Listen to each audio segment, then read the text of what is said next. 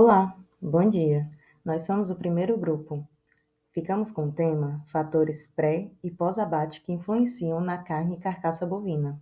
Essa é uma matéria de classificação e tipificação de carcaça, administrada pela docente doutora Raquel Salgado. O grupo é composto por mim, que está falando, Gisele. Logo em seguida será a Glenda. Após a Glenda, teremos a Lívia. E após a Lívia, a Virna irá concluir o nosso trabalho. Mas o que iremos falar nesse trabalho? Aqui no sumário podemos ver todos os assuntos que serão abordados nesse trabalho. Eu ficarei logo com o início. Irei falar sobre a introdução e irei introduzir os fatores pré-abates, ante-mortem, que influenciam na qualidade da carcaça e da carne bovina. Eu fiquei com os temas de genética, raça, idade, sexo ideal para abate, comportamento e bem-estar animal. A Glenda, ela irá falar sobre o sistema de criação e alimentação, manejo para expedição final, estresse e declínio de pH, e com isso finalizará os fatores pré-abates.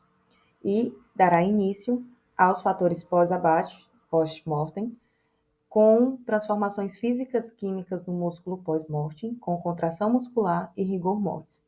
A Lívia dará continuidade com dissipação do calor e temperatura da carcaça, ruptura da estrutura muscular e maturação. E em seguida, ela irá começar com as estratégias post-mortem que melhoram a maciez da carne, como a estimulação elétrica das carcaças, temperatura e velocidade de resfriamento e suspensão e rendimento das carcaças. A Virna irá continuar, sobre esses fatores pós-mortem, falando sobre a maturação, injeção de cloreto de cálcio, tenderização mecânica e, por fim, conclusão. Então, dadas as apresentações, vamos começar a introdução do trabalho. Bom, a pecuária de corte brasileira, ela possui uma grande relevância dentro do ambiente socioeconômico, com uma ampla variedade de raças, sistemas de produção, índices de produtividade e condições sanitárias, que, de acordo com as particularidades e exigências de cada região e do mercado que se destina à produção. Segundo os dados da Anualpec, o Brasil ele é o segundo maior rebanho comercial de bovinos no mundo, com aproximadamente 212 milhões de cabeças em 2014. Só que esse número ele já aumentou significativamente, se tornando 224,6 milhões de cabeças bovinas que existem no Brasil, superado apenas pela Índia. Hoje em dia, o Brasil ele ocupa o primeiro lugar em exportação, dado recente de 15 de junho de 2023, mas antes ele ocupava o segundo lugar em produção, em exportação e em consumo, só que hoje em dia, obviamente, ele está em primeiro lugar. A eficiência produtiva da pecuária de corte está relacionada a um manejo mais eficiente que está altamente relacionado com a nutrição, a reprodução e a genética, tornando-se cada vez mais competitiva e exigindo mais profissionalização e qualificação por parte dos componentes que envolvem toda essa cadeia de produção de carne, fazendo então a necessidade de fortalecer cada vez mais esse elo. A adoção de novas tecnologias de produção e modernização de gestão rural, ela contribui significativamente com o aumento da produtividade do rebanho, tendo como grande diferencial a produção da carne bovina a custos competitivos. Apesar dos altos valores e investimentos aplicados por pecuaristas a fim de melhorar a qualidade de carne produzida no Brasil, é comum receber nas plataformas dos abatedouros animais que apresentam características de maus tratos ou ineficiência no manejo aplicado no pré-abate. Ou seja, isso acarreta em perdas quantitativas e qualitativas da carne processada e industrializada, o que leva a um grande prejuízo econômico. Atualmente, a qualidade da carne, ela representa uma das principais preocupações, principalmente por consumidores mais exigentes. Porém, há uma associação direta do manejo pré-abate, começando principalmente nas propriedades, transporte dos animais e nos frigoríficos. Os parâmetros de qualidade da carne bovina estão associados à quantidade e distribuição de gordura, além também como está associado à cor, está associado, né, cor, principalmente se o produto for fresco, está associado à questão do maciez, do sabor, do aroma, da suculência, quando o produto está pronto para o consumo. Todas as etapas do manejo, eles incluem a alimentação e a sanidade e pré-abate, obviamente, né, que vai interferir na qualidade final da carne bovina. Ao decorrer dessa apresentação, iremos destrinchar mais sobre os fatores pré e pós-abates e o quanto eles afetam na qualidade dessa carne e dessa carcaça. Primeiramente, iremos falar dos fatores pré-abate, né, o antemortem. No antemortem, há uma ligação direta entre o manejo pré-abate, seja na propriedade, no transporte ou no frigorífico, com a propriedade da carne. Seguindo esse raciocínio, é necessário que os programas de bem-estar animal eles concentrem mais atenção com a produção sustentável e priorize a saúde dos consumidores, consequentemente preservando o meio ambiente. Durante o manejo pré-abate, os animais eles podem ser expostos a desafios que perturbam a homeostase deles.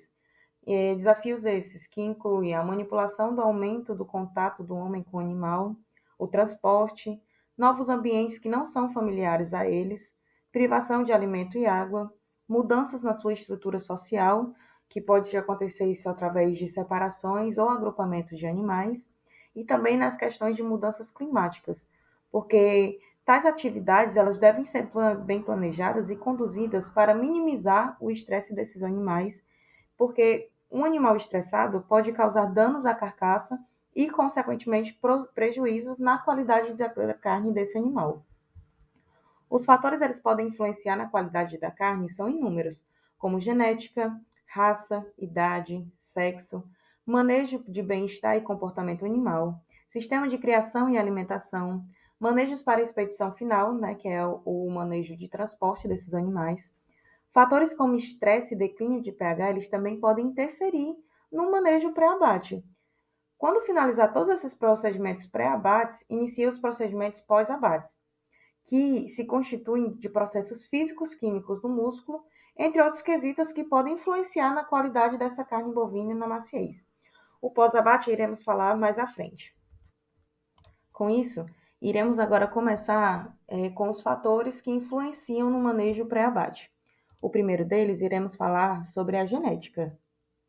No que se sabe a respeito sobre a genética, é que a carne bovina ela deve corresponder às expectativas do consumidor no que se refere aos atributos de qualidade sanitária, nutritiva ou organoléptica. Numerosas pesquisas têm demonstrado que a composição genética dos animais é o fator intrínseco que mais afeta na qualidade da carne bovina e na composição de seus ácidos graxos.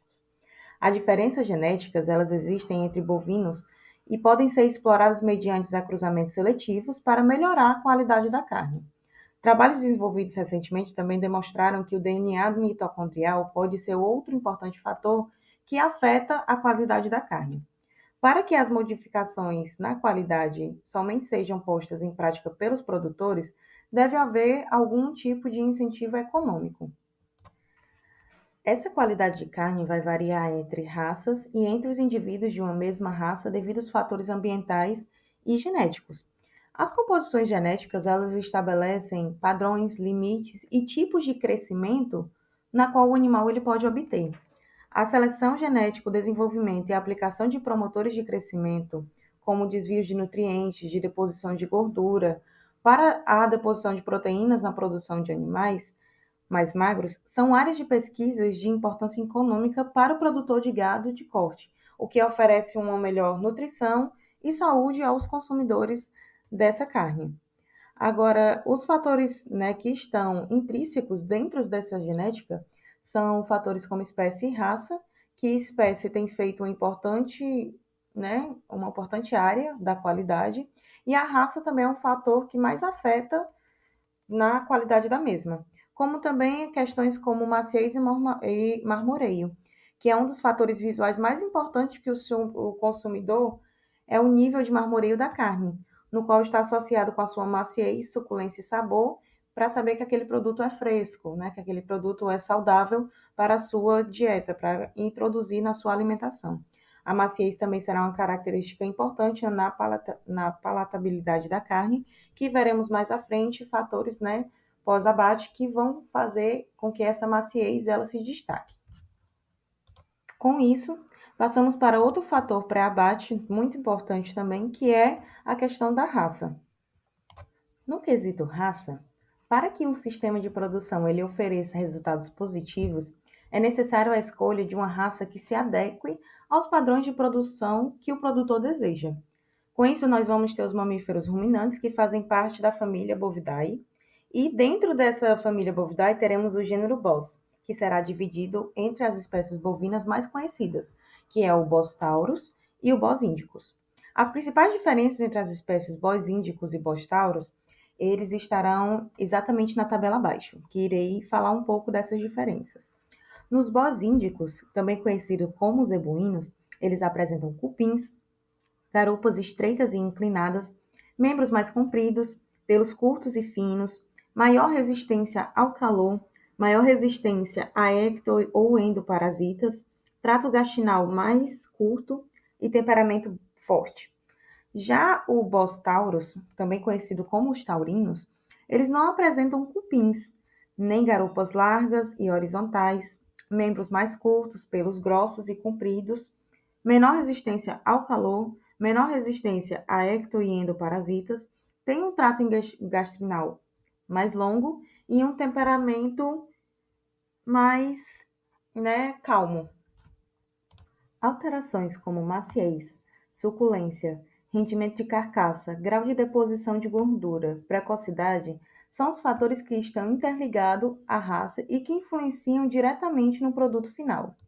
Aqui no próximo slide, pegamos como referência o Bos índico da raça Nelore e Bos taurus da raça Angus. E com isso, os Bos índicos eles se caracterizam por ser raças mais tardias sexualmente.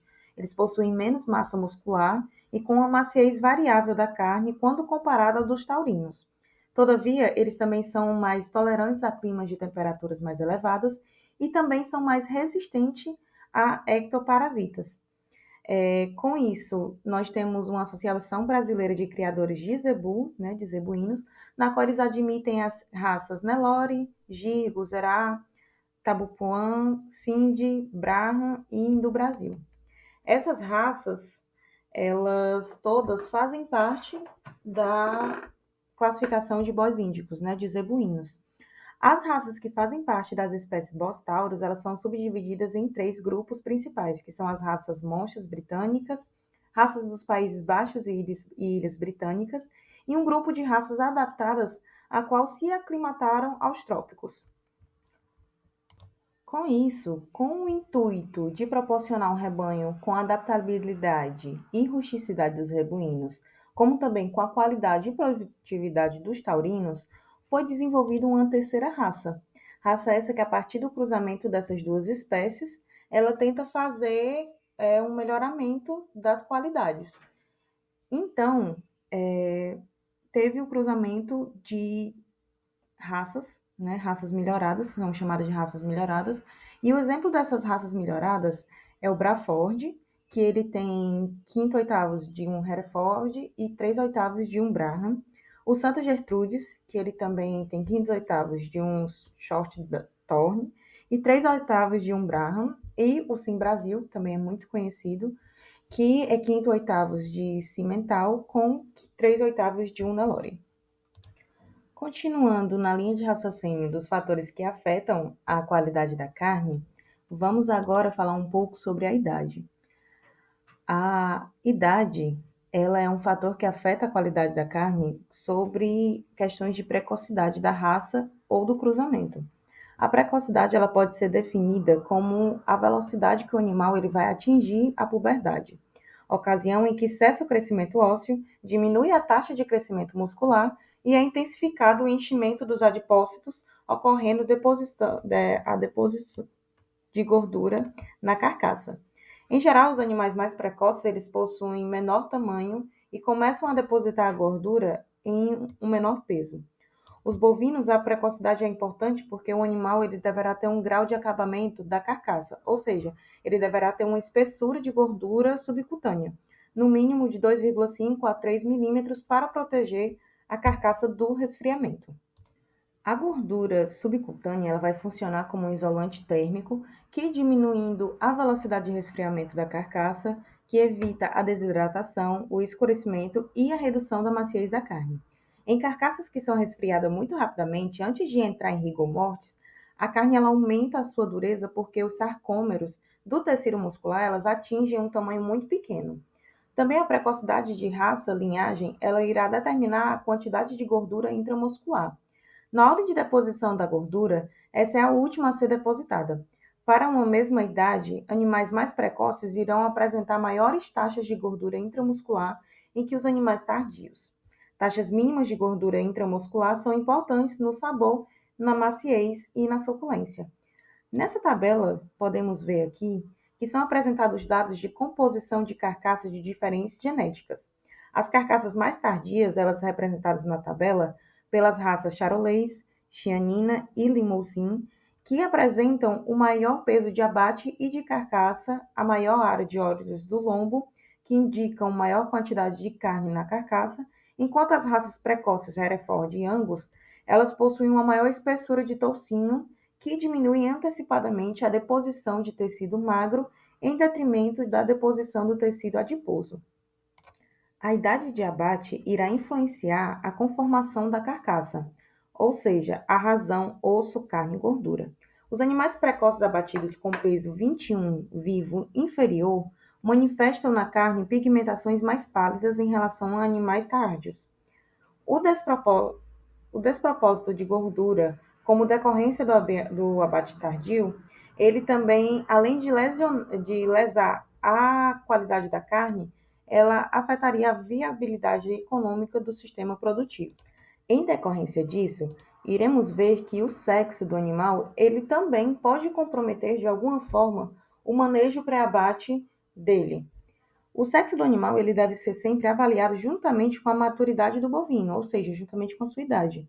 As novilhas elas acumulam gordura a um peso inferior, porque elas sofrem uma soldadura das epífises ósseas em uma idade menor em relação aos machos e sofrem menos estresse do que os touros, e esses fatores eles vão influenciar favoravelmente nas características de qualidade da carne. Nos machos não castrados, como os tourinhos, a cor da carne ela é ligeiramente mais escura do que os novilhos de igual idade, resultando essa tonalidade intensa do que mais elevado conteúdo de mioglobina, além da tendência acerca do estresse induzido, o que leva à formação da carne de corte escuro. Quando tratados e manejados apropriadamente, os tourinhos jovens eles podem ser utilizados para a produção eficiente de carcaças com bons rendimentos de porção comestível, carne magra e de boa qualidade. Com isso, nós vamos ter aqui nas imagens a diferenciação de uma carcaça de uma fêmea e a carcaça de um macho. E como conseguiremos diferenciar uma carcaça fêmea de uma carcaça de um macho? Na carcaça é possível você determinar o sexo pela observação do posterior do animal. Os machos eles possuem um ligamento suspensor do pênis e a cavidade pélvica é menor desenvolvida. Ou seja, nessa primeira imagem na qual tem a palavra macho embaixo, na meia carcaça, a flecha azul ela vai indicar o ligamento suspensor do pênis. E nessa flecha vermelha podemos ver a tuberosidade púbica, que é menos desenvolvido do que numa fêmea. Nas fêmeas, o músculo grácil, ele apresenta um perfil oval, em que os machos é mais circular. Também tem a tuberosidade púbica nas fêmeas, que vai ser menos desenvolvida. Ou seja, nessa meia carcaça da fêmea, podemos ver na flecha azul, ela vai indicar o músculo grácil. E a flecha amarela, ela vai mostrar a tuberosidade púbica.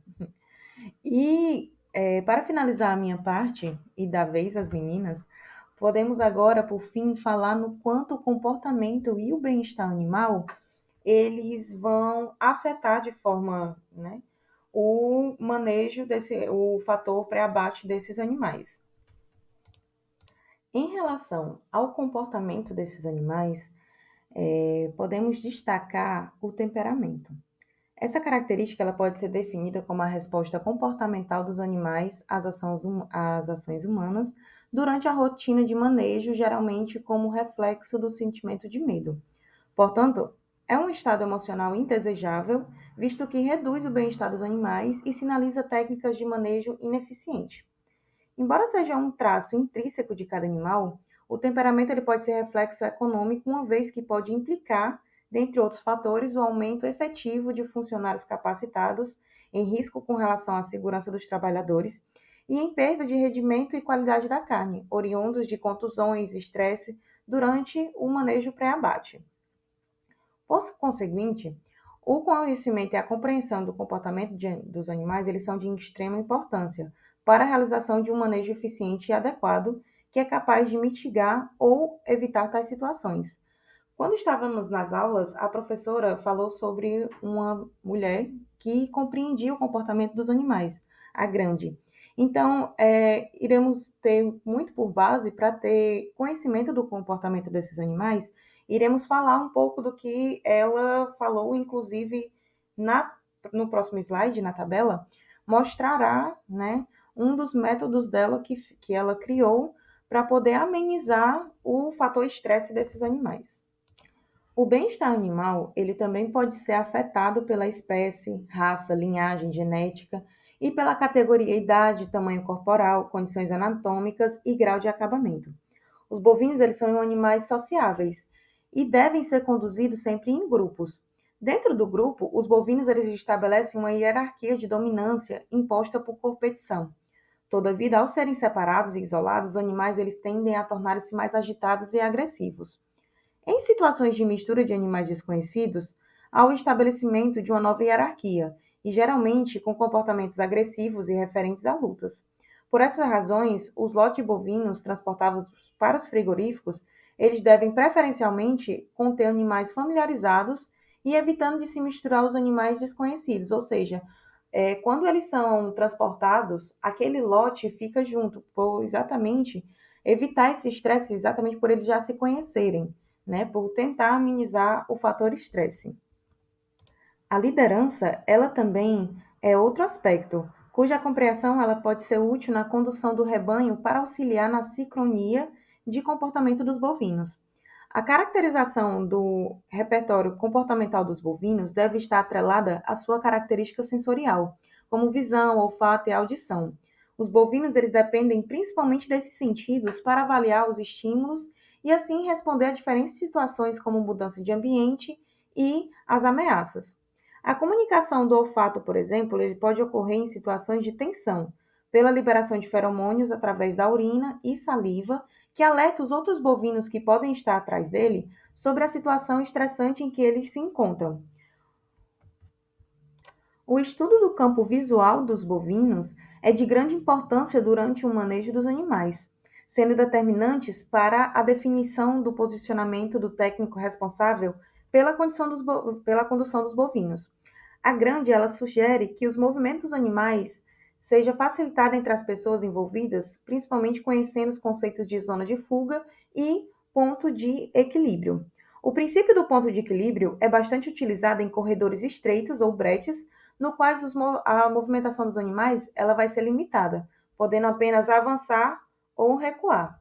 Com isso, iremos ver agora a tabela, né, que é proposta pela própria grande, na qual se tem um padrão de movimento para induzir o gado a avançar. Andar rapidamente após um ponto de equilíbrio do animal, no sentido oposto ao movimento desejado, é uma maneira fácil de induzir o animal a avançar. O princípio é andar dentro da sua zona de fuga, na direção oposta do movimento desejado e por fora da zona de fuga para retornar à posição inicial. O manejo dos bovinos eles devem ser tranquilo, sem barulho, gritos, correrias ou movimentos bruscos. Além disso, tem que se evitar os objetos pontiagudos ou de condução elétrica. Os animais eles devem estar atentos ao comando do manejador, ao passo que a agitação excessiva pode causar pânico ou descontrole. Então, nessa figura, podemos ver o padrão de movimento para induzir o gado a avançar, né? Fonte da própria grande. Com isso, finalizo minha parte e dou vez às meninas.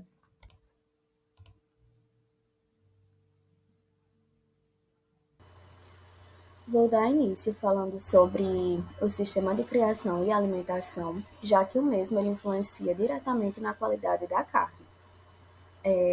Os efeitos dos sistemas de alimentação e dos níveis nutricionais nas características das carcaças bovinas são fartamente discutidos ultimamente, porque sabe-se, por exemplo, que sempre que o nível energético da ração ele excede as exigências mínimas para o desenvolvimento muscular, nós iremos verificar o acúmulo de gordura na carcaça. Desse modo, a influência da alimentação ela é confundida com o grau de acabamento e a exigência de acabamento nas carcaças ela é bem conhecida entre os pecuaristas. E, ultimamente, a gordura de cobertura ela vem se tornando um importante indicador de qualidade. Primeiro, porque ela aponta para o tipo de alimentação recebida pelo bovino, que parece influir na solubilidade do colágeno da carne, e segundo, porque afeta diretamente a velocidade de resfriamento da carcaça, comportando-se como um isolante térmico e interferindo no processo de conversão do músculo em carne, como será visto mais adiante. Além disso, as carcaças com melhor acabamento elas tendem a apresentar um maior teor de gordura intramuscular, conhecido como marbling, que é a gordura marmorizada ou marmoretizada, ou gordura entremeada, que ela é depositada com maior intensidade na fase engorda dos bovinos, após o término da fase de crescimento, sempre na dependência da raça e do nível energético da dieta. E atualmente a importância do marbling ele é discutível, pois a sua presença, ela em proporções visíveis a olho nu, vai indicar que o animal ele foi bem alimentado e isso deixa a carne cada vez mais macia, saborosa e suculenta. Porém, no Brasil, tais vantagens elas sejam trocadas pelos consumidores, porque ultimamente alguns consumidores eles têm optado por uma carne mais magra, ou seja, uma carne que possui cortes com quase nada de gordura ou até mesmo nada, é, por terem tido uma visão de que seria um animal mais saudável, ou seria uma carne mais saudável, que seria essa carne desprovida de gordura visível.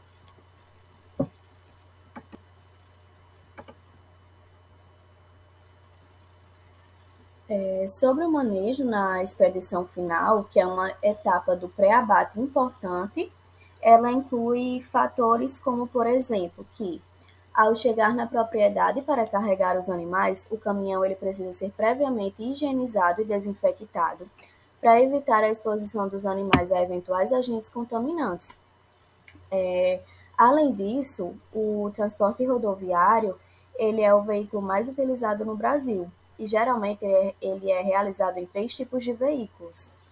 E os veículos mais utilizados são os caminhões boiadeiros. E a densidade desses veículos ela vai variar de acordo com o compartimento de cargas que cada veículo desse vai possuir. Além disso, o motorista ele deve ter conhecimento antecipado da rota de viagem. É importante também ele ter informações detalhadas sobre a distância a ser percorrida e as condições das estradas, bem como informações também sobre possíveis problemas que poderão ser enfrentados. Ter um plano de ação para situações de emergência, como por exemplo em caso de animais mortos, para que isso não venha a acontecer e, se acontecer, ele saber como agir. Podemos mencionar também o plano de viagem, que deve prever os horários de chegada na fazenda, assim como também prever os horários para desembarque. Também contemplar os locais e os horários de paradas para inspeção dos animais, abastecimento do veículo e para o atendimento das necessidades dos motoristas, como, por exemplo, alimentação, descanso e outras necessidades que ele venha a possuir. Além disso, esses locais de parada eles devem oferecer condições que proporcionem conforto não apenas só aos motoristas, mas também aos animais. como, por exemplo, dispor de local sombreado para estacionar o veículo, para que esses animais eles não venham a ficar no sol. Além disso, também é importante usar essas paradas para revisão do horário de chegada e, se caso, né, houver alguma mudança, no caso de atraso ou adiantamento, é importante informar a fazenda ou abatedouro sobre o novo horário, para que não ocorra, né, nenhum tipo de mau contato ali, né, uma divergência entre o motorista e o abatedouro ou a fazenda, né? Então, nesse caso, nós devemos sempre ter em mente que o animal ele deve estar devidamente alimentado, hidratado e deve estar em plena saúde, livre de qualquer doença ou desconforto, além de não apresentarem lesões, machucados, feridas ou fraturas, para que não seja necessário ser realizado o abate de emergência desses animais.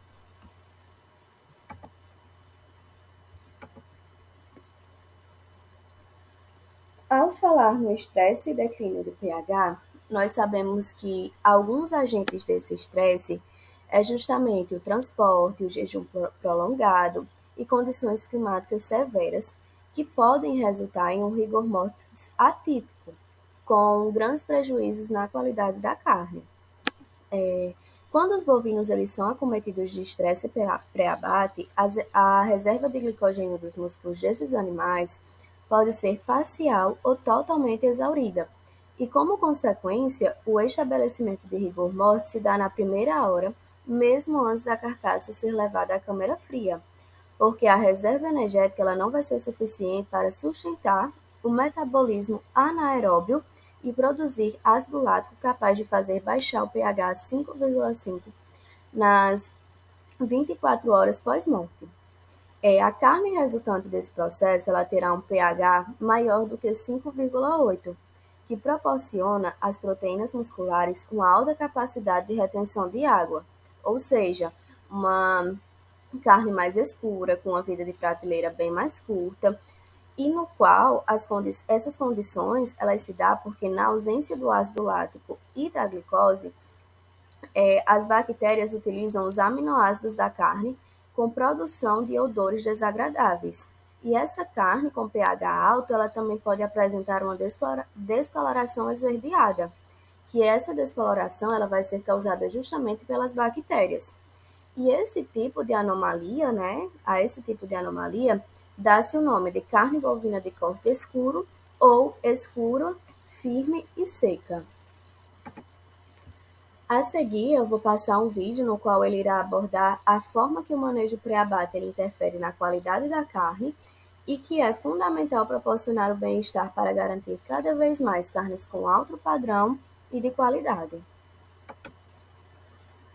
Quando nós falamos em um manejo pré-abate, em um abate humanitário, né? Aqui entra também a questão do abate humanitário.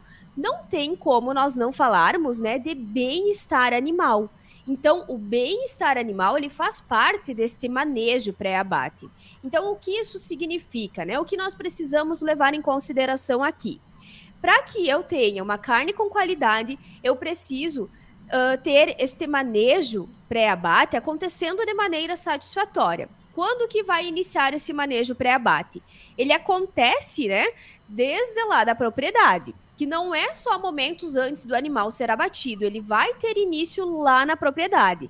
Quando eu já posso iniciar com um jejum nesses animais lá nesta propriedade, quando eu vou ter, né, a condução desses animais até os veículos para serem transportados. Eu vou ter todo o processo de transporte e ainda eu vou ter todo aquele período em que os animais ficam no frigorífico.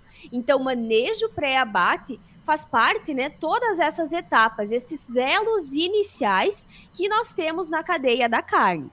E de que forma, né, que vai interferir nesta qualidade? As características que interferem vão ser as sensoriais, que é principalmente a cor, sabor, a maciez, né? Vai interferir também, né, pessoal, na questão de lucratividade. Por quê? Se o manejo não for feito da maneira correta, vai acontecer desses animais terem lesões nas carcaças, se faz o uso de bastões de choque elétrico para conduzir esses animais ou de qualquer outro equipamento pontiagudo, né, durante essa condução, eu vou interferir, né, na qualidade da carne como um todo, né? Porque se eu ter qualquer lesão na carcaça, eu preciso cortar fora essa lesão lá no momento do abate.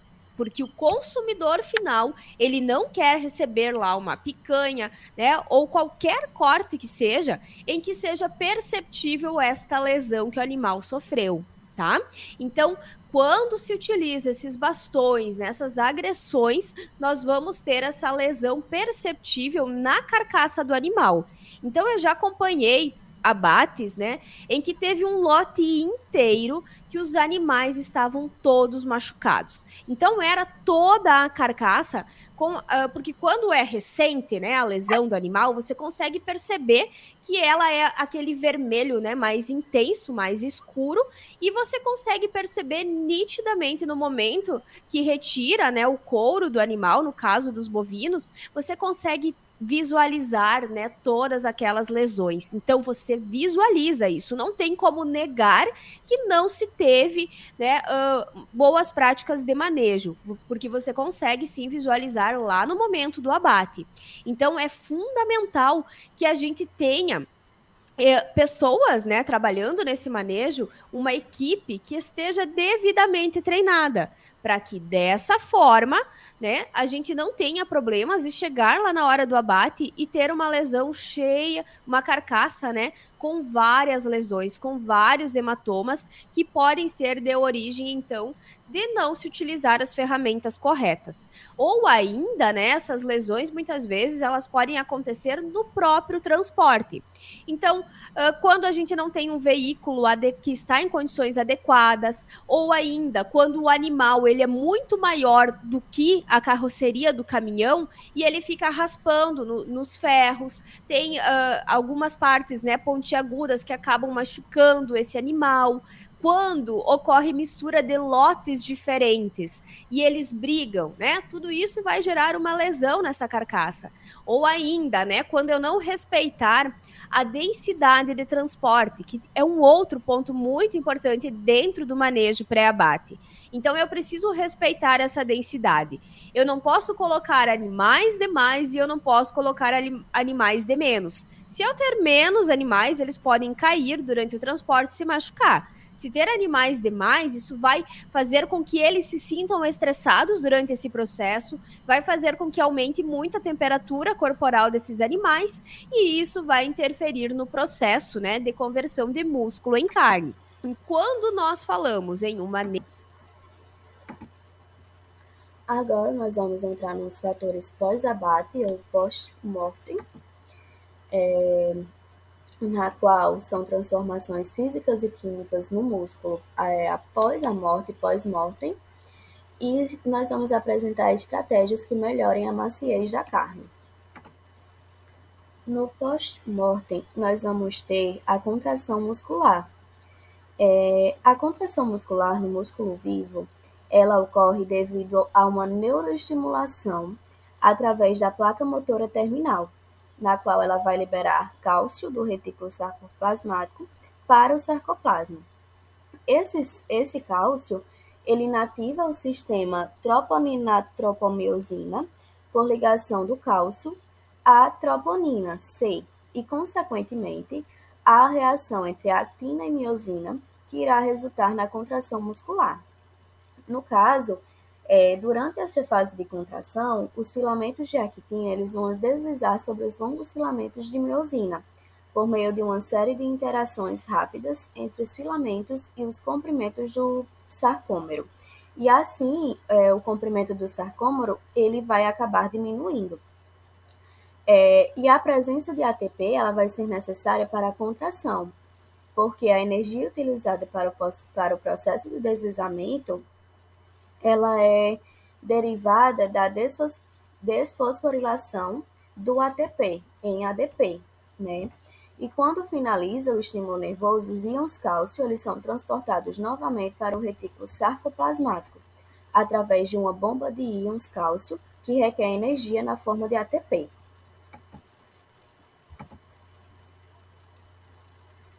Em seguida, quando nós falamos em rigor mortis, nós podemos mencionar que logo após o abate do animal, o músculo ele é macio e extensivo, mas após as horas que sucedem o abate, inicia-se o endurecimento dos músculos, conhecida como rigidez cadavérica, ou rigor mortis. A rigidez do músculo observada no rigor mortis, ela é devido à formação de fortes pontes cruzadas, permanentes entre a actina e a miosina, uma vez que o ATP ele é esgotado no músculo post-mortem, e com o rigor mortis vai ficar caracterizado o encurtamento definitivo dos sarcômeros, devido à formação do complexo actomiosina, e assim o músculo contraído perde a extensibilidade e a tensão muscular aumenta, tornando a carne bem menos macia, e logo a resolução do rigor mortis ela ocorre com proteólise das miofibrilas, que tem grande papel na maciez da carne do pós-morte. Bom, dando continuidade falando sobre as transformações físicas e químicas no músculo post-mortem, irei falar um pouco sobre a dissipação do calor e a temperatura da carcaça. Após o abate, o sistema circulatório dos animais ele é cessado, e aí isso impede a rápida dissipação do calor das partes profundas da carcaça. Portanto, um aumento na temperatura muscular pode ocorrer logo após a sangria por causa do calor que vai ser gerado pela glicólise. Ruptura da estrutura muscular e maturação. Bom, durante a resolução do rigor mortis, as outras estruturas elas são evidentes e também é perceptível ver mudanças nas propriedades musculares. Mas essa resolução ela não vai ser um resultado da dissociação do complexo actomiosina. Ela vai ser resultado da degradação proteolítica e enzimática das proteínas miofibrilares, especialmente dos filamentos intermediários. Filamentos intermediários esses que vão fazer o quê? Eles vão enfraquecer a estrutura dos discos Z e prejudicar a integridade ultraestrutural do músculo. E aí, nesse ponto, o músculo ele vai recuperar a sua maciez e a extensibilidade. E aí, consequentemente, como ele recuperou a sua maciez, a maciez da carne ela vai aumentar. E agora irei falar um pouco sobre as estratégias post-mortem que melhoram a maciez da carne. Começando com a estimulação elétrica. A estimulação elétrica ela surgiu como uma forma de evitar o encurtamento do músculo devido ao resfriamento rápido das carcaças. O encurtamento pelo frio ele vai ocorrer quando o pH da carne ele é maior do que 6, com o ATP ainda disponível, e a temperatura do músculo vai ser inferior a 10 graus Celsius. Existem dois tipos de estimulação elétrica, que são eles: o de alta voltagem, que é quando os estímulos eles vão ser inferiores a 100 volts, e a de baixa voltagem, que é quando os estímulos eles serão superiores a 100 volts. A estimulação de alta voltagem, ela tem se mostrado mais efetiva no melhoramento da maciez da carne do que a estimulação de baixa voltagem. Esse método de estimulação elétrica das carcaças, ele ajuda a diminuir a taxa do encurtamento dos sarcômeros, melhorando a maciez da carne, né, como já foi falado, porque acelera a instalação do rigor mortis. A estimulação elétrica ela vai provocar uma intensa contração muscular e vai fazer com que as reservas energéticas elas acabem se exaurindo das células musculares. Aí assim, ao serem armazenados nas câmeras de resfriamento, mesmo com o aumento dos níveis de cálcio intracelular, a contração ela não ocorre por falta de energia. Esse método ele se torna viável, ele torna viável o resfriamento rápido, sem que prejudique a qualidade das carnes. E a estimulação elétrica ela ainda vai melhorar a maciez da carne pela intensa contração muscular que provoca uma ruptura física das miofibrilas e a acidificação do meio de ácido láctico, que ativa as enzimas proteolíticas. Aqui, como vocês podem ver, são alguns exemplos de carcaças recebendo essa estimulação elétrica, né? E aí, aqui do nosso lado direito, vocês vão poder ver, são imagens de estimulação elétrica feita em uma das pioneiras da estimulação elétrica de carcaças bovinas no Brasil, que é a JBS. A JBS ela começou a adotar essa técnica há mais de 10 anos e a empresa ela já emprega regularmente em 30 de suas 36 unidades essa técnica, essa tecnologia, né? E nas demais empresas é uma tecnologia muito recente ainda. Então vocês podem observar, né, como é feita a estimulação elétrica e nessa próxima imagem tem um pequeno gráfico, né, que mostra as diferenças entre a taxa de declínio do pH entre as carcaças bovinas que foram estimuladas eletricamente e as que não foram. E logo ao lado, a gente tem uma imagem de uma carcaça bovina que foi estimulada eletricamente e uma que não foi. Então, vocês conseguem observar que a carcaça que não foi estimulada, ela está mais escura. Então, e a que foi estimulada, ela está mais clara. Por quê? A estimulação elétrica, além de proporcionar uma melhor maciez à carne, ela ainda vai melhorar a coloração da carne. E vocês podem observar já por essa imagem. Agora eu vou passar um videozinho. Isso é rapidinho, só para vocês conseguirem entender melhor tudo que eu falei. Mostrando como que funciona essa estimulação elétrica.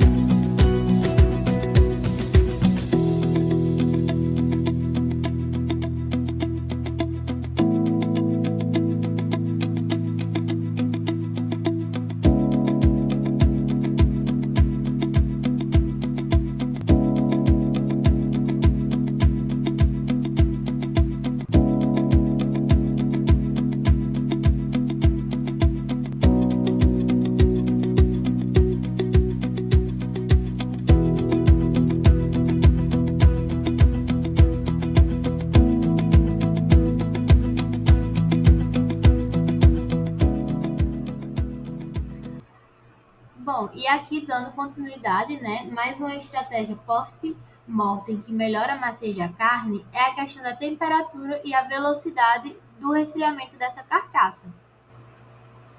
O abaixamento rápido da temperatura dos músculos no início do desenvolvimento do rigor mortis pode acabar provocando severas consequências, principalmente em questão dos atributos de maciez dessa carcaça, né, dessa carne. Quando as carcaças elas são submetidas a baixas temperaturas logo após o abate, ocorrem alterações que podem estar relacionadas ao encurtamento acentuado dos sarcômeros, sendo conhecido como o encurtamento pelo frio, o que pode resultar em carnes com uma menor maciez. Em geral, quanto menor for o comprimento do sarcômero pós-rigor, mais dura essa carne ela vai ser. E a primeira possível causa para justificar esse encurtamento é a questão de que no músculo estimulado pelo frio excessivo vai haver uma liberação mais rápida e em maiores quantidades de íons cálcio pelo retículo sarcoplasmático. Uma outra causa também pode estar associada com a paralisação da bomba de cálcio devido ao excesso de frio, e aí isso impede que o retículo sarcoplasmático ele retire o cálcio do sarcoplasma, né? Mesmo na presença de ATP suficiente. A maneira mais usual de evitar esse processo seria controlar a temperatura do resfriamento das carcaças, a modo de evitar que a carne ela alcance uma temperatura igual ou inferior a 10 graus Celsius nas primeiras 10 horas após esse abate.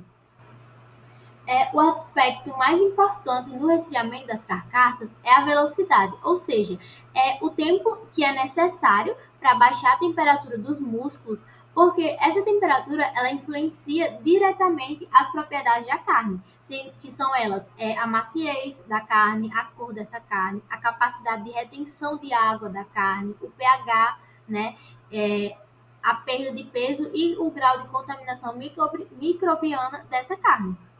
Quando a carcaça com pouco acabamento de gordura é exposta a uma temperatura entre 0 a 15 graus Celsius, antes que ocorra o rigor mortis, pode ocorrer o encurtamento pelo frio, né? Como já foi dito. Esse fenômeno, o encurtamento pelo frio, consiste no encurtamento do sarcômero pela ação do frio, e isso vai afetar negativamente a maciez da carne. Esse encurtamento dos sarcômeros ele ocorre devido a uma redução na eficiência da bomba que recolhe o cálcio para dentro do retículo sarcoplasmático, né? Como eu já falei. Isso é provocado pelas baixas temperaturas de resfriamento. Aí esse fato, né, ele resulta no aumento da concentração intracelular de íons cálcio, que vão ativar o mecanismo de contração muscular e promover o encurtamento, né, dos mesmos, desses sarcômeros. Uma outra estratégia post-mortem que melhora a maciez da carne é a questão da suspensão, né, e do rendimento das carcaças. A principal causa do endurecimento da carne é a questão do encolhimento post-mortem do músculo, né? Esse encolhimento ele pode ser minimizado pelo estiramento muscular, que pode ser obtido com os diferentes tipos de suspensão da carcaça bovina, os quais possuem diferentes impactos na maciez final da carne. Avaliando as diferenças no comprimento do sarcômero de diversos músculos, os de comprimento mais longos foram associados a menores valores de força de cisalhamento.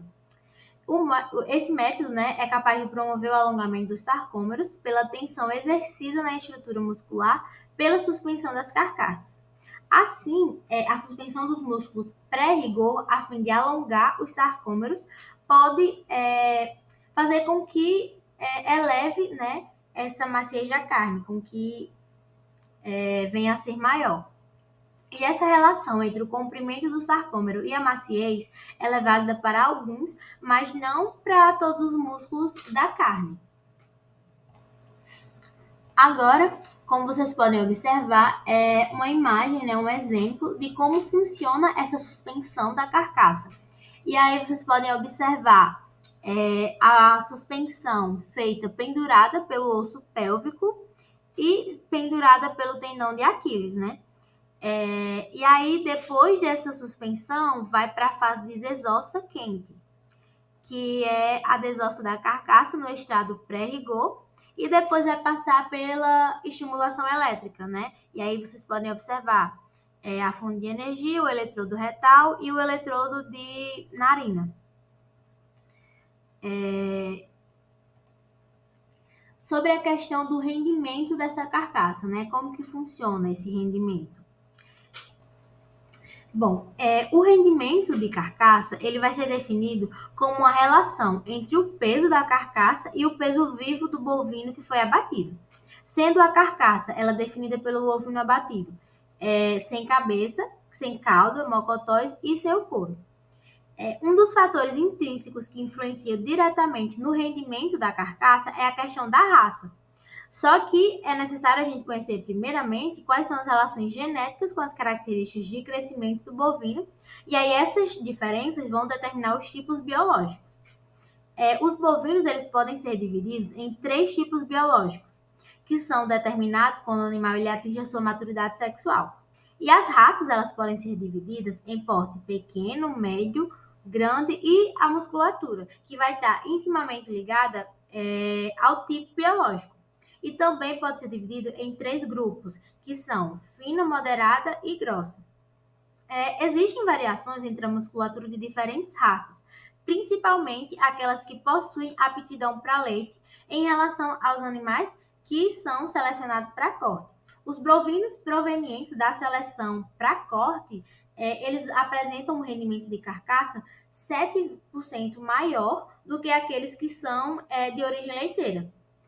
A carcaça bovina ela é dividida em três grandes partes, que são o traseiro, o dianteiro e a ponta de agulha, sendo composta pela carne, o osso e a gordura. Essa gordura ela vai se caracterizar como a porção mais variável de todas e vai ser o que mais vai influenciar no rendimento dessa carcaça. Para que haja um melhor aproveitamento da carcaça, é ideal que esse animal ele possua uma elevada proporção de músculos e que ele tenha uma quantidade mínima de gordura que vai garantir a suculência e o sabor dessa carne, né? E aí, Olá, como vai sua nós temos semana? A aqui frase que hoje remete lucro na pecuária de corte chama-se rendimento ele de vai explicar carcaça. melhor Mas qual a daqui medida do que eu utilizada falei. para o rendimento de carcaça? Amigo produtor, a carcaça é o animal abatido dentro do frigorífico sem a cabeça, cauda, mocotós e couro. O peso vivo é quando o animal é pesado dentro da propriedade, pesa-se também a carcaça dentro do frigorífico e essa diferença é o rendimento de carcaça. Eu fiz um exemplo aqui da propriedade. Esse aqui são animais que foram abatidos, tá? Peso vivo deles, 500 quilos, peso da carcaça, 260 quilos. Para encontrar o rendimento de carcaça, você vai dividir o peso da carcaça, 260 quilos, pelo peso vivo, 500 quilos. Vai encontrar 0,52, faz vezes 100, você vai encontrar, nesse caso aqui, 52% é o rendimento de carcaça.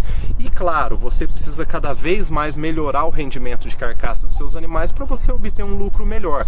Para isso, amigo produtor, eu deixo aqui duas dicas essenciais. Invista em nutrição.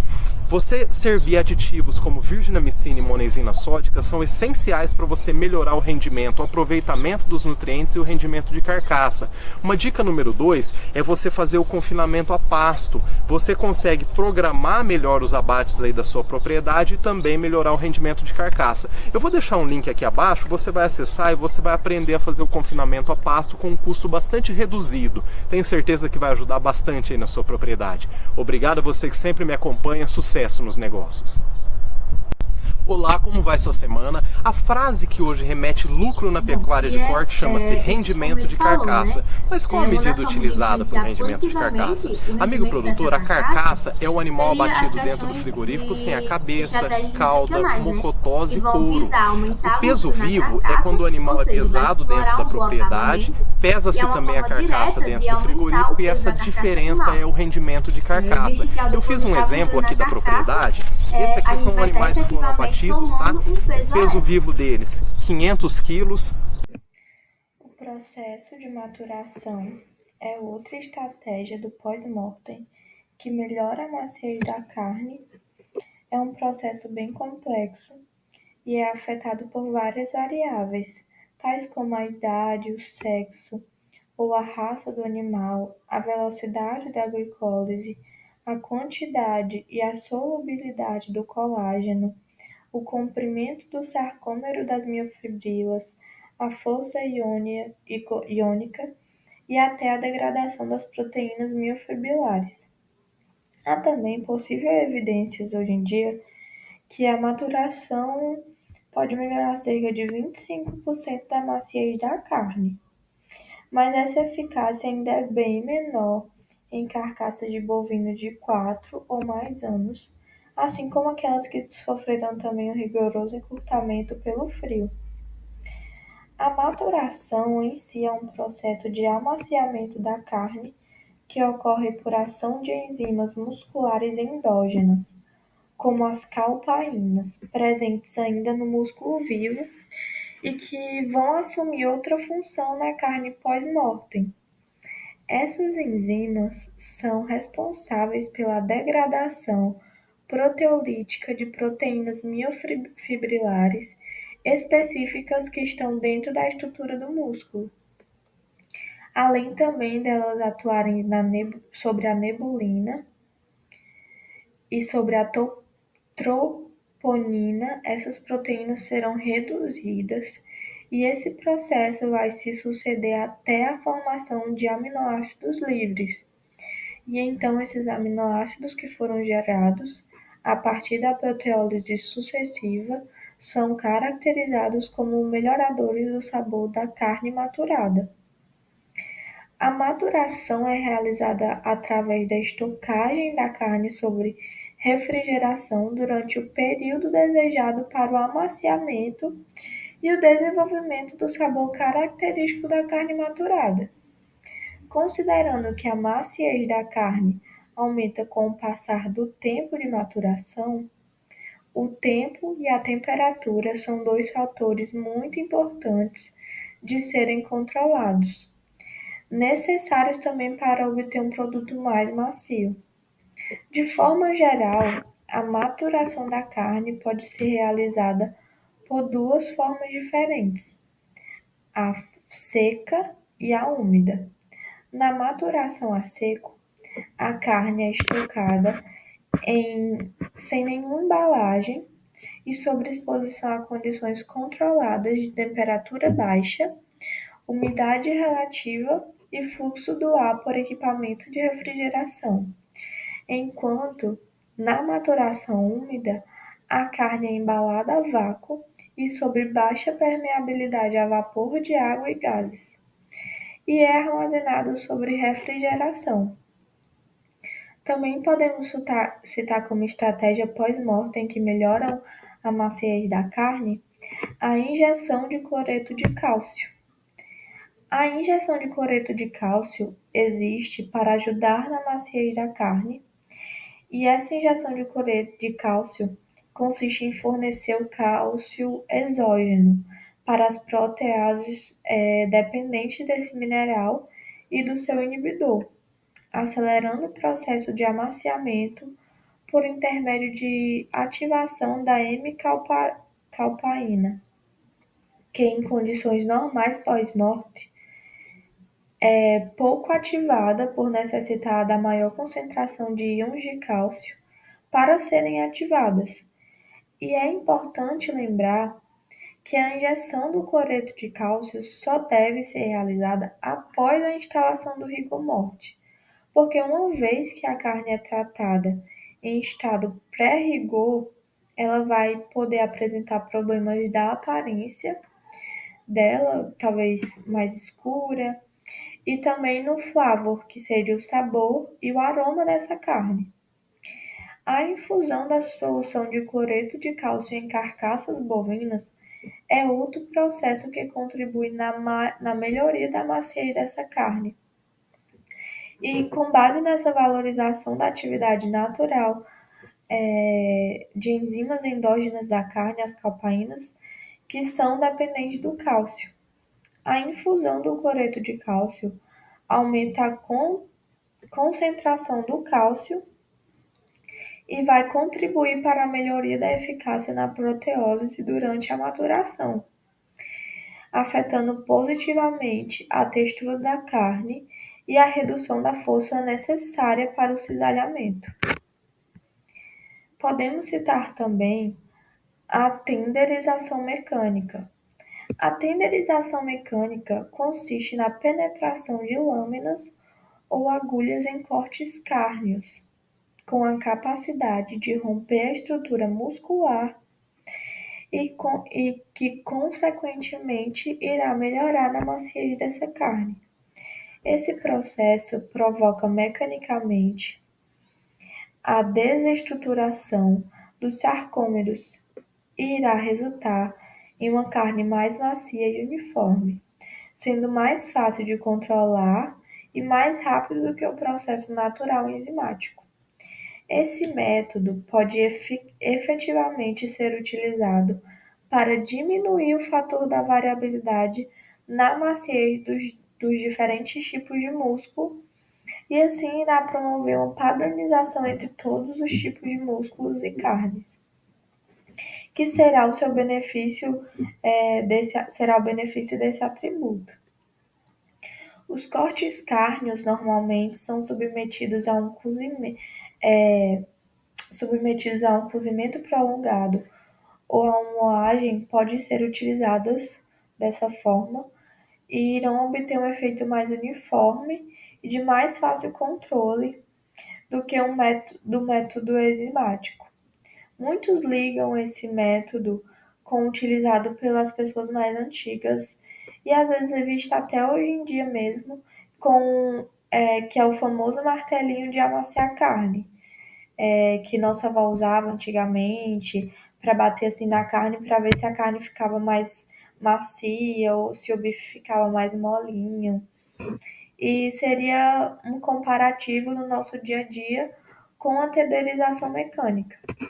E eu vou mostrar agora algumas imagens de como é um tenderizador e logo após um vídeo de como funciona a tenderização mecânica. Aqui seria um tenderizador que tem essas lâminas para furar a carne e aqui seria um esteira onde a carne iria passar por essas lâminas, a lâmina vai baixar e vai furar a carne, tornando ela mais macia, como a gente vai ver no próximo slide, que é um vídeo.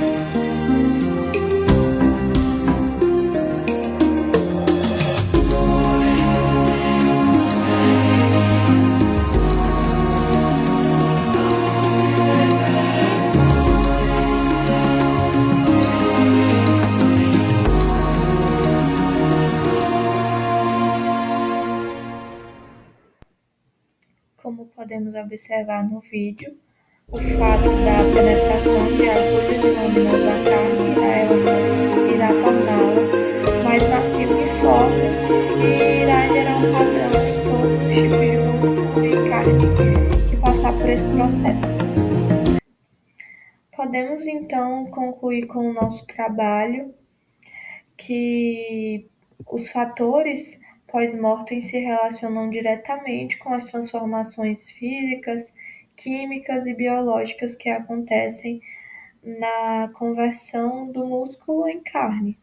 Tanto os fatores pós-morte como os fatores pré-morte irão influenciar nessa conversão de músculo em carne. E, portanto, elas vão desempenhar uma forte influência sobre a maciez da carne bovina. Através do nosso seminário, a gente também pôde observar e compreender os mecanismos de melhoria associados a cada estratégia e como elas são utilizadas. E todos esses processos têm início muito antes mesmo do animal morrer, a partir do bem-estar animal, como foi citado pelas minhas colegas, e também suas características, como sexo, raça, idade, como diferenciar uma carcaça, tudo irá influenciar isso. E então irá garantir um produto final seguro e bom para o consumidor, tanto saindo da indústria como até chegar na mesa do consumidor. E é isso.